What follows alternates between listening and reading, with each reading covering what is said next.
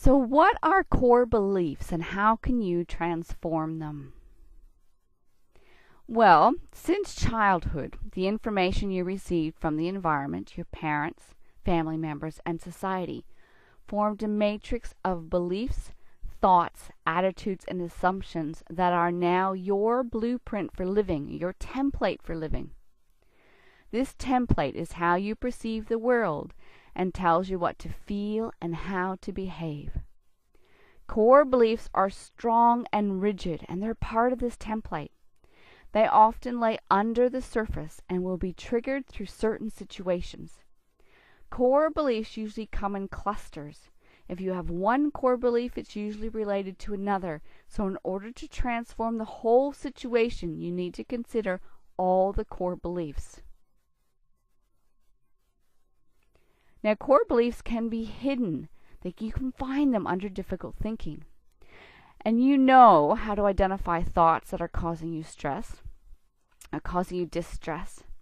You can feel that negative thought arising and you think, that thought's causing me problems, and you can transform it with more balanced thinking. But sometimes you might notice that it's more difficult to believe the new thought. It's quite challenging to change that thought pattern. And the reason for this is that there's a core belief underlying that surface. So here's an example. When you feel that you have to try hard to be liked by your friends, you could hold a core belief that says, I'm unlovable. And this core belief then sets up a usual pattern of behavior where you constantly notice the negative things your friends say. And you tend to focus more on the negative and can't see the evidence that contradicts it. Another example of a core belief. You've always been introverted and shy in public places because the core belief is, people will judge me and not accept me for who I am. They might laugh at what I say. Over the years, this core belief has strengthened and you think this is your reality, so you avoid public places.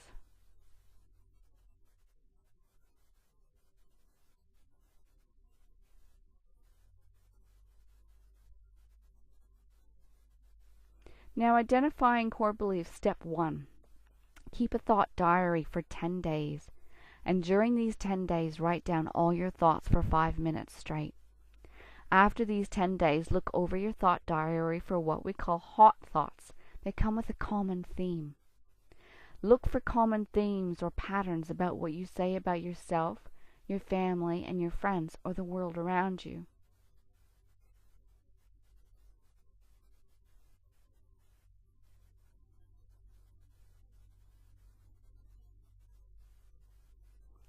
So step 2, this step is to explore further into those hot thought patterns by asking yourself questions such as, what does that mean to me? What does that say about me? How do I feel about that? And ask why?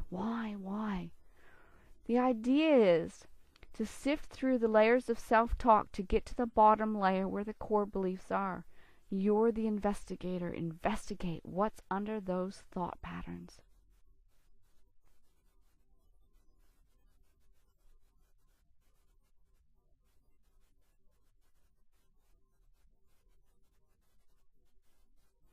And then the idea is to challenge the core belief. And this starts the process of transforming it. First, you must challenge it. It may be difficult to challenge the core belief because it is something that has been part of your reality and rules your familiar way of living. To challenge the core belief, ask yourself, what has shown me that this may not be true? The idea is to develop a balanced viewpoint, and then you can transform the core belief with a new, fresh one that more suits where you want to go in life and what you want to do. Because as we know, sometimes core beliefs can sabotage your life. So the idea is to transform these sabotaging thoughts. And here's an example of my own core belief. Many years ago, I used to experience bad relationships. A friend of mine took me through the belief identifying process. And the end result was I had a core belief that all men are evil. I really did. And after that, we looked at many pleasant experiences and interactions I had with men. and that balanced my perspective. Now, this happened over a period of time, a few months perhaps. But now I have the belief that there are good and bad men in the world. You can see it's balanced now. You can see this balance now. And now I have many male best friends, and it's been absolutely amazing to transform that core belief and see how I then perceive the world around me, those people and the world around me. Here's another example. In many social structures, you find the core belief that says single parents are useless. Some single parents have taken this belief as their own, and they themselves then feel useless. And this sabotages them from doing what makes them feel happy and improving their life. However, if they took the time, they could look at the world around them and see many successful single parents. And that will then balance their view of themselves and perspectives of the world around them. But it also might help them move forward to improve their life as they desired it to be.